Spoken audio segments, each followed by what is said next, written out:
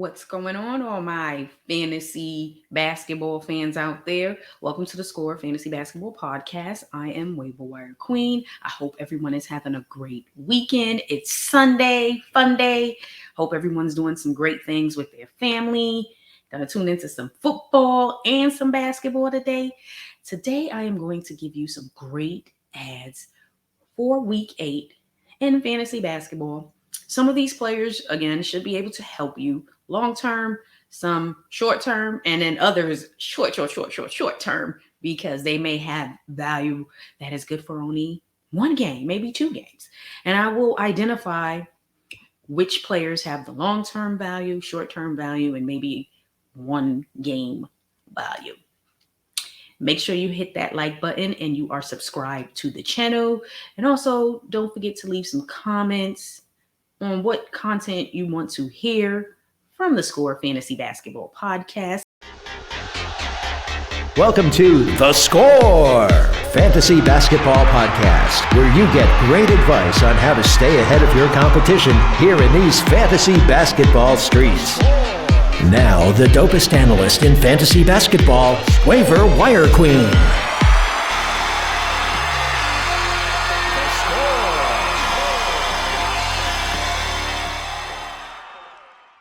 Let's get ready to jump right into it. So I know everyone is having a difficult week. Obviously, one of the most important things that affect our team is the injuries, and then you have the health and safety protocol, COVID, and obviously you throw in the load management in there as well. And then that will create some issues for your team. And so you are wondering who you should consider adding via the waiver wire. Should you make some trades? I have a great video coming out towards the end of this week, Thursday or Friday. So tune in on some players you should target and trades to help your team. Now, we can control the players we add this week. And some of these guys have really good value for the duration of the season and should be able to help you for various reasons. So let's talk about it. Let's get into it, guys. So Ivica Zubac. Zubac always has great value. It just depends on how long and how many minutes the Clippers are going to give him on a nightly basis. They tend to monitor his minutes, so that kind of caps his potential, but nonetheless, he maximizes with whatever minutes he is given each game. So he's rostered in over 76% of Yahoo leagues and on other platforms as well. However, he's averaging 10.2 points and 8 rebounds per game in limited minutes, because he's not averaging over 30 minutes per game for the season. So that is great. And he's also going to shoot a high percentage. He has great long-term value for the season. And when I say this, I mean because he's a center, and you know that the center position is really not that deep. So if you have centers who are not performing well, or you need someone to be on your bench, he is a great player to add to your bench, and he will have value throughout the season for the duration of the season. It's going to get you between 22 to 24, 25 fantasy points on a nightly basis. If you are in a categories-based league, he will help your team with rebounds and shooting a high field goal percentage. Now, keep in mind, you're not going to start him every night, because you most likely have a center who is your go-to guy who you drafted early on in the draft. But he can come in and help on nights when that center you drafted as one of your starters is out, doesn't have any games, injuries, and other issues that may impact what you're needing to do with your lineup. So consider Zubac, because he has great value. Jeremiah Robinson-Earl, forward with OKC. That's right. This kid has been playing well throughout the season. He has good value. And you got to think about with OKC, they have so many different players who are playing. So his potential is capped due to a lot of players playing for OKC that play the same position. But nonetheless, he can help you. And I'm only saying in spot starts. I would not recommend him as a long-term option on your roster, but he still has great value right now to help you on any given night this week coming up. So he's averaging 7 points and 6.5 rebounds, which is really good for a player who may come in one game this week and help your team. And then you can move on from him. No long-term value here, in my opinion. He's averaging between 15 and 17 fantasy points, and he's rostered in over 17% of leagues. So he has value, but again, this is not a long-term solution. There are other players who are long-term solutions who should be able to help your team. Now let's talk about Chimezie Metu. Hope I got the name right. I think I did, y'all. 2 points for waiver wire queen. Y'all, I'm getting it. I'm pronouncing names right. Y'all know I struggle with that. Forward with the Sacramento Kings. He's playing very well. He's rostered in over 17% of Yahoo leagues. He's going to get you between 20 and 22 fantasy points on a nightly basis, which is really good. Okay. And he's averaging 8.9 points and 3 rebounds. He's someone who is a spot start as well. Not a long-term solution for what you are truly trying to do with your team, because you think as a big, you would want to see those rebounds higher, but 3 rebounds per game, that's not really good. So his value is spot start when one of your guys is out, because he doesn't do anything that's really showing me that is higher. If he was averaging, say, around 6-7 rebounds per game, I would say, okay, yes, that's going to help your team a bit more. He's only averaging 3. So he's a player who can help your team this week. Spot starts. Not a long-term solution to whatever issues you may be having, because if you have something that's long-term, then you know that his 20 points is not going to help you, because he's not doing one thing that's going to really impact your team. So spot start this week, yes. Okay. Definitely check for him. Let's talk about Alperen Sengun. That's right, center with the Houston Rockets. Yes. He's definitely been consistent this entire season, which is why I'm saying, hey, he's someone you can have on your bench who can help. He's a better option than some of the forwards I mentioned. So if you have a utility spot, instead of adding those forwards I just mentioned in Robinson and Metu, Sengun can help because he is more consistent and he has a more defined role that I feel is going to help long-term for the season. He's averaging 8.6 points, 4.5 rebounds, and shoots a really solid percentage from the field. He's going to get you between 18 and 20 fantasy points, which is solid.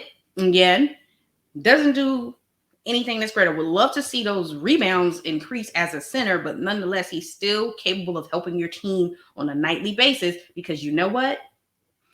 Again, the center spot, there's a struggle there.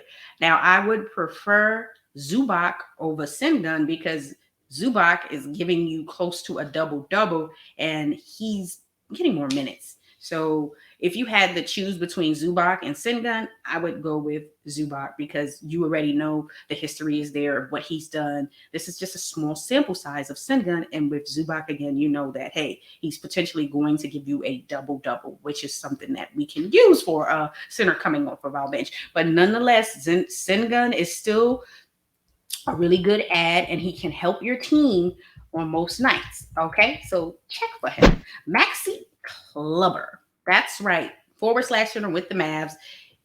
He's definitely in the mix for the season. He is a player, again, at the center spot, mainly. If you're struggling, he can help you on a nightly basis.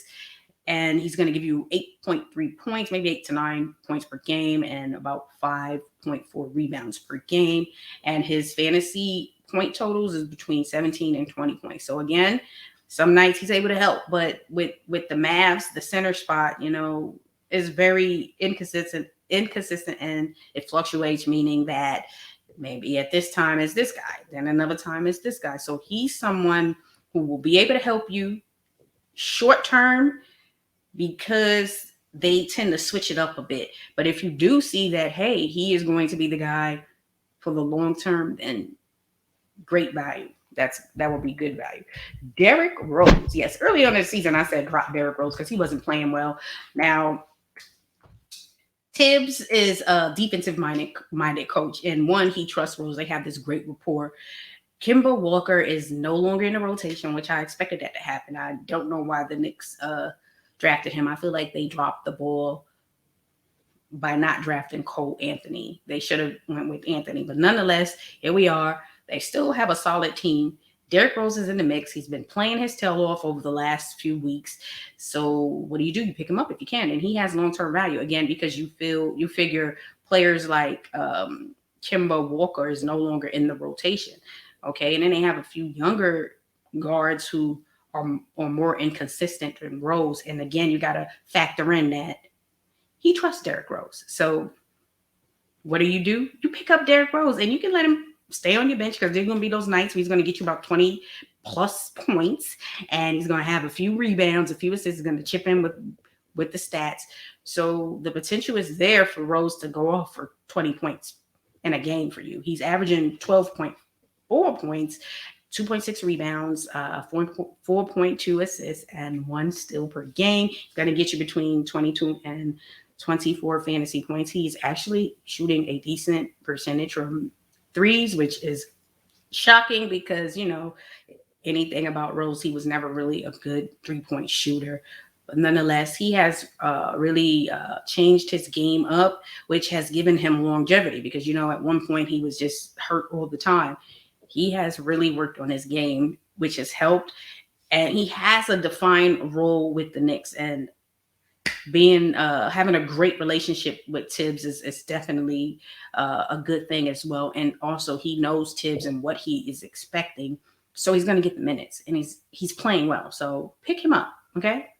Pick him up, y'all. Go on and pick him up. I said early on, let him go because he was playing terrible. And you also got to realize if at some point you have someone who is playing very well that you picked up off of waivers and they're playing great and then they just start playing terrible, you gotta move on from them. You can't waste bench slots on players you picked up off waivers who are no longer performing well because 9 times out of 10, there's someone on waivers at that point in time that is playing well.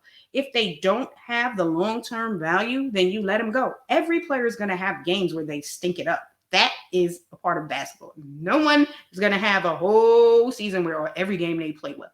Everyone has those games, but you got to be able to spot, especially with the players you're picking up off of waivers when it's over. You use them and then you move on from them and move on to the next thing, unless they have long-term value. And the players who have long-term value. Rose, his value should be long-term for the season, barring any injuries. So if you pick Rose up, that is a great move, okay? Early on in the season, I'll give you an example. I said with Ricky Rubio, okay, right now Ricky Rubio's playing out of his mind. Okay, this is the time to utilize what he has been doing and move on from him. Things change. Injuries occur. Sexton is probably most likely out for the season. So you keep Ricky Rubio if you have him. If you traded him away and got some great value, which is helping your team, great. But again, you got to spot different things because things change constantly in the NBA. And so you have to know when it is time to move on from a player, trade them, release them, pick up someone else, or hold. And that sometimes is hard. But when you see things like with what happened with Sexton, and if you had Ricky Rubio, you knew that, okay, this value is going to be a long-term thing. He's going to produce long-term. Had Sexton not get hurt, then you would most likely have said, okay, maybe I need to try to see if I can sell high on Ricky Rubio and maximize right now. But right now, you keep him because playing well and he is needed for the Cavs. All right, y'all. I rambled on knowing about that, but nonetheless, let's talk about Chris Duarte, guard with the Pacers. Now, I said early on in the season, he was playing out his mind, and at some point, how he was playing was going to kind of slow down. He was still going to have a role because you drafted this rookie and he was playing his tail off. However, you had players who played similar positions who were going to return, and that was going to take away from somewhat of what Duarte was doing. But nonetheless, he's still a solid player to play on your bench because he's going to still have a role. So he's rostered in 36% of Yahoo leagues. He is going to get you between 20 and 23 fantasy points. It really just depends. And he's averaging 13 points per game, 4 rebounds, 2 assists. He has a defined role with the Pacers. He is in the rotation. So if you can pick him up and utilize him on different occasions, great ad. Alec Burks, talked about him. He's always been one of my favorite sneaky ads on waivers for years, actually. He's always been very solid and consistent going back to Utah. And now he is starting, okay? Kemba Walker in Tibbs' doghouse. If he's not playing defense, he ain't playing for Tibbs, okay? So Burks is playing very well, averaging 11.4 points per game, 4 rebounds, 2 assists, 1 steal. He's shooting solid. He makes great decisions. He's going to play defense, which means he's going to play for Tibbs. If nothing else, if he is 1 for 20 from the field and he's playing great defense, he's still going to play for Tibbs. But the thing is here, he's scoring points and he's helping with that offense. So he's rostered in 70% of Yahoo leagues now, which means may not be a chance he's available, but you still have a 30% chance that he is out there. He's available in 2 leagues that I'm in, so I may be putting in a claim for him. Waiver Wire Queen, listening to her own advice, gonna put in a claim for Burks and pick him up. And again, like I said, Kemba is in the doghouse, not playing.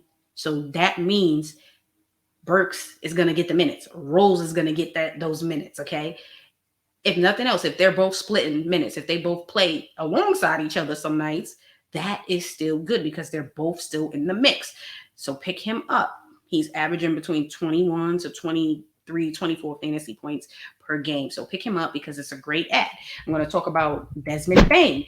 Obviously, one of my favorite young guards is hurt and Ja. So right now, Bane, he's been playing his tail off all season, and now there is more opportunity with the injury to Ja, and he is still performing very, very well. I expected him to be rostered at a higher rate. He's only rostered at 70%.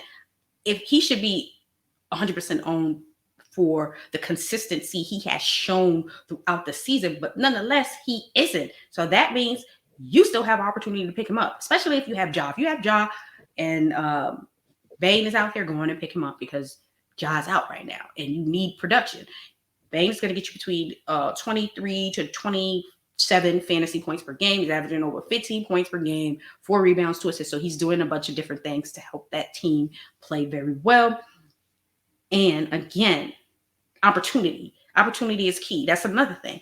If a player has the opportunity and they're showing, hey, I'm going to take this opportunity and maximize off of it, and then you take a chance on that player and maximize on what they are maximizing off of. We got a whole lot of maximizations going on here. I think that's a word. I don't know. But nonetheless, Bane, pick him up.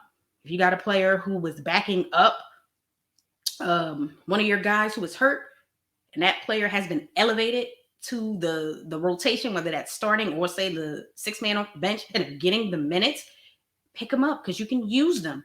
Hopefully you are in a league that the commissioner has the IL slot, IL plus slot. Those are for the Yahoo platforms, and then IL for other platforms to help you because injuries are part of the game, and you should have the option to place one of your injured guys or out players on IL.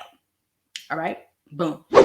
Immanuel Quickley, another player who has benefited from Kemba Walker being benched and out of the rotation, okay? He's rostered in 31% Yahoo leagues. He has been playing very good basketball. Very good basketball. I still feel like the Knicks dropped the ball by not drafting Cole Anthony because then they wouldn't have had to go and pick up Kemba Walker, who is, to me, past his prime. But nonetheless, it is what it is. Can't get him back right now. But nonetheless, Quickley, he's a solid defender. Play good defense. For Tibbs, guess what? You're in the rotation. I don't care if you don't score any points. He's playing solid. He's averaging 9.7 points, 2.3 rebounds, 2.5 assists. Very much in the rotation. And that's all you need is the opportunity. He's playing more minutes because, you know, if you notice early on in the season, was not in the rotation. He's in the rotation. As long as he plays defense and continues to play well, he will be in the rotation for Tibbs. Okay, so he's only going to get you between 16 and 18 fantasy points. For the Knick guards, it would be Rose and Burks are the ones that I would be targeting first. So keep that in mind. Herbert Jones, small forward with the Pelicans. the Pelicans are a mess, so they are looking to see who's gonna be able to play for them. Zion hasn't played yet this season. I wonder if he is going to play this season, but nonetheless, Jones is to me a short-term option, and maybe just even spot starts when you are desperate because you don't have players to play for you, and you always want to have players in your lineups to help you every week. So he is rostered in 10% of Yahoo leagues. It's going to get you between 17 and 20 fantasy points. He's averaging 6.5 points, a little over 3 rebounds, and 1 assist per game. So remember, this is short term. This is, you are given an opportunity, but it's a short term solution.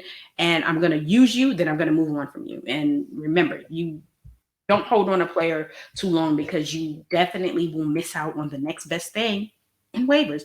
That is the hardest part about it. We tend to hold on to players, and we tend to build this rapport with these players we're picking up on waivers that we should not. Just remember, learn when to say, I'm done with you, I'm moving on to the next best thing. Because if you're not doing it, best believe the other managers in your league are doing it, and you're missing out. And we don't want to miss out, okay? Grant Williams, forward with Boston Celtics. Right now, he's in the mix a little bit, helping out a bit. This is one of those maybe daily fantasy, because his salary is going to be low, and this is a spot starting. When I mean spot starting, maybe one spot start for the week, and then you move on from him, because he's not giving you anything that is just that great. He's only averaging between 13 and 15 fantasy points. So that's what it's going to get you on a nightly basis. Sometimes it may be on the high end and it's 15. Sometimes it's the lower end and it's 13. So that's not something you want to build a relationship with and keep on your bench long term, because there are players out there who are going to give you way more. But it may be one of those nights where Williams may be able to help you one game. And again, I stress with him and Jones, short term. And when I mean short, I don't mean my normal short term where I'm like, oh, maybe a week or two. This is short, meaning one game. So just keep that in mind when you are considering Jones and Williams. All right, y'all. Thanks for tuning in. Make sure you hit the like button. You are subscribed to the channel. Again, I can't stress enough to subscribe to the channel. We have great content on the channel. Make sure you leave comments on what you want to see and what your thoughts are of some of these players that we are recommending you add from waivers week 8. Y'all have a great Sunday and have a great work week. Peace.